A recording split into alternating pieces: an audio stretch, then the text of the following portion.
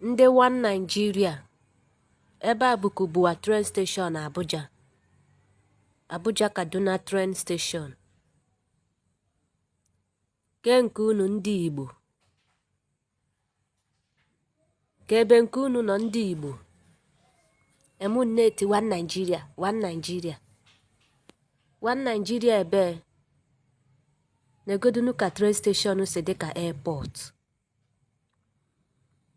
Anyị na-eche ka tren bịa 2 PM ka tren ga-eji abịa from Gwarimpa train station. O pikicha ndị ebe a, ọ bata na Kubwa bịa buru anyị ejebezie Kaduna. N'enu ka ọ dị ka airport. Ọnọgodo anọrọgodunu na East ka ọ ya adịgodunu. Ọ ga-adịkwa ka ofu paaki nwa nọ n'Ọpa Iweka. Ngwa now anyị na-eche ka tren bịa.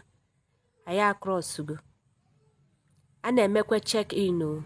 Ọ bụkwa ịbịa ozugbo i were oche. Anyị na-echeki gị ka ọ na-esi echeki mmadụ n'airport. Ọ na-aka esi echeki.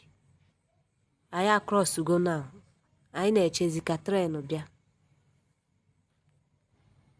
Ndị Igbo ke nke anyị, a na-ada ekwutedo okwu ya chaa. Anọkọtabedo pass anyị as a bill na National House Abuja. Na-eke ime plane dị. Toilet everything na-arụ ọrụ. Ọ dị ka ime airplane. This train na-emove kwa emove. Very neat. Very very neat. Ndị Igbo ka ebe nke anyị nọ. A na-ada aga idu na Nigeria o. A na-akwa agụnye ndị Igbo na Nigeria. Onwekwa ihe unu benefit na Nigeria. Inweta this video, share ya.